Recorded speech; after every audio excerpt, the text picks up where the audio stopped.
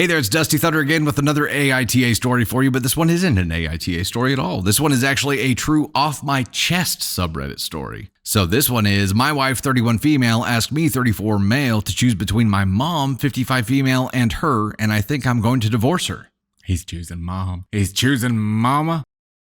No matter which way or which reason this goes, this is red flag worthy. A little background, my mom and dad were both orphans. My dad died 2 weeks before I was born. My mom didn't really have a support system, so we were just the two of us. I never lacked anything because my mother worked all her life to give me the life I have today and didn't even have time for herself to start a new life again. She did all the little jobs possible so that we didn't miss anything. She deprived herself of food to give me food. I had very good clothes while she had none. I saw her make sacrifices again and always with a smile. Frankly, I always thought she was an angel dressed in a human body. The only time she yelled at me was when I was 16, when I saw her getting sick and working at the same time. I wanted to help her by finding a job, but she was angry and told me it's not my job to take care of her, it was up to her to take care of me. She wanted me to get really good grades to get into the best universities. It's the only way I can protect myself when she can't anymore. Even at university, she didn't want me to work. I had to be focused on my studies, but she wanted me to volunteer so that I could be an adult who could do something with his hands. I met my wife there while both of us were volunteering. My wife is a good person, but she was never close to her parents and her siblings. Yet she adored my mother since she met her. There were times when I thought she loved my mother more than she loved me, and we laughed about it. Deep down, I think she was looking for the bond between mother and daughter that she did not have from her mother. When I finished my studies, I found a job. We moved in together, but she wasn't comfortable that I call my mom every day. Mind you, those were 10 to 15 minute calls, but eventually she stopped bringing it on. 2 years later, I bought a house for my mother because we never had a house in our name. We lived from apartment to apartment. So for all the sacrifices she made, it was for me the least of it, and it was non-negotiable. That's where the problem started with my wife, then girlfriend. She wanted me to think about us first. I told her my dream had always been to buy my mom a house since I was little, and that's what I had to do. But she complained about it to my mom. My mom didn't even know I bought a house for her as it was supposed to be a surprise for her birthday. Oh, wife, you are not helping this situation here. She was uncomfortable receiving the house because my wife, and told me that it wasn't necessary and that we could use it for us when we get married. I was furious. I told my mother that the house was for her, that she could do with it whatever she wanted, but it was time for her to think about herself first. Our couple survived that. We got married and then we had our own house. Our life was going well until 2 months ago when my mother fell ill. I wanted her to come live with us so that I could take care of her, but my wife didn't want to. I then decided to rent an apartment with my own money right next to our house so that I could be close to her and go there to take care of her. But even that idea didn't sit well with my wife. Me and my wife don't have children yet. We both work. I usually come home at 6 p.m. But since my mother is sick, I go to see her and come home at 8 p.m. On weekends, I see her for 1 or 2 hours, and the rest of the time I spend with my wife. We go on dates. I always accompany her in her hobbies, even though she never went to mine. 2 days ago, she told me that she thought about it and she thinks I prioritize my mother too much. She told me that I had to choose between my mother and the life I want to build with her. The truth is that I never made her feel that way. We both work, but I'm the one who cooks and I pay a person to do the housework. I make sure I do the dishes she likes. She didn't even know what I like to eat because I never complain. I run her baths, give her massages, flowers. I read her poems. That I hide in the house somewhere for her to find out. We go on a trip 1 weekend a month. I earn much more money than her. I told her to keep her money for herself and I take care of all the bills, even hers. I always make sure to listen to her and consider her opinion. And I think I am easygoing because I can change my mind to accommodate hers. But I realize that she tries to completely dominate me, and the only subject where I don't give her a choice is my relationship with my mother. So there, I'm going to have a talk with her and put some very clear boundaries. If she doesn't want to, well, we're going to divorce.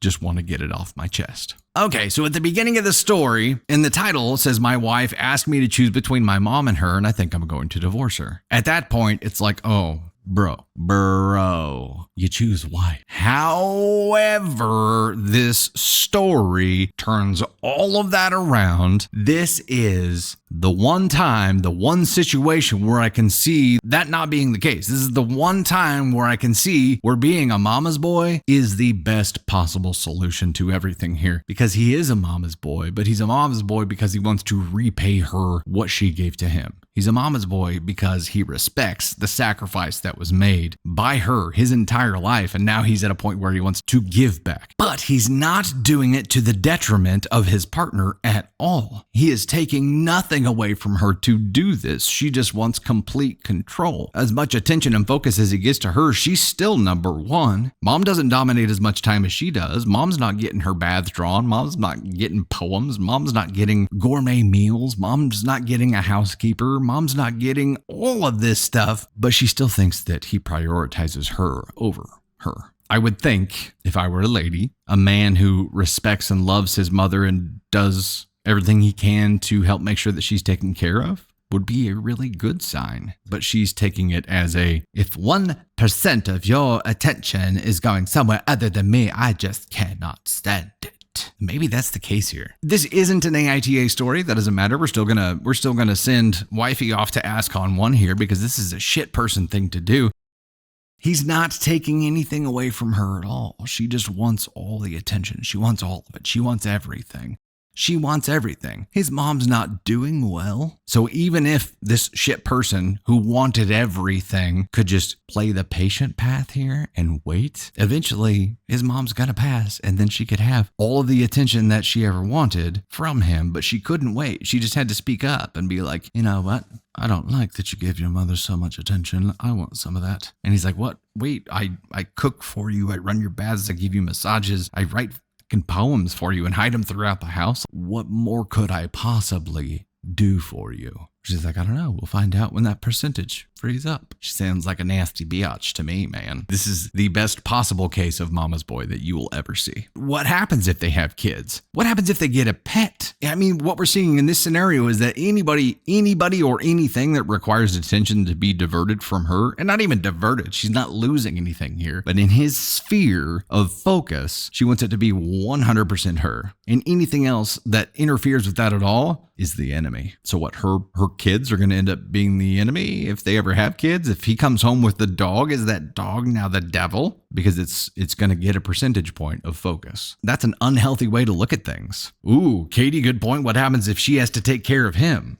The shock for her would be that she would have to learn how to take care of herself.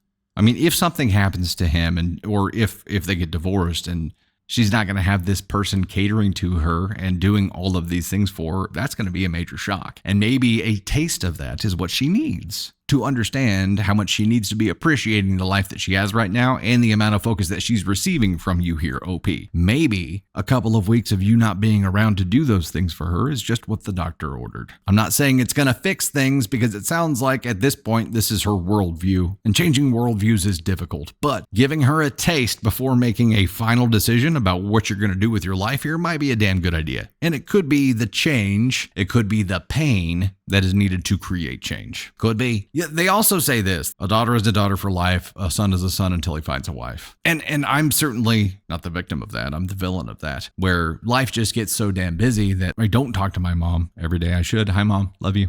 Sometimes she watches these on the Facebook side. I love her, and I would talk to her every day if I had the ability to do that. But we see each other. We see each other at least weekly, I think. So, wife's an ascon 1. We covered that.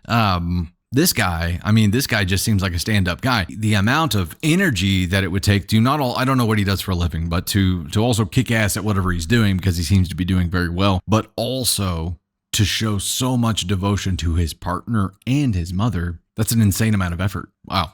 This guy's a beast of a mama's boy. Like, he rocks it. Better than any other mama's boy story I've ever seen. He sets the bar. He set the bar to a point that's difficult for the rest of us to achieve. So thanks for that, asshole. But it's not a bad asshole kind of way. It's like you're too good. You're too good at this, man. You're too good.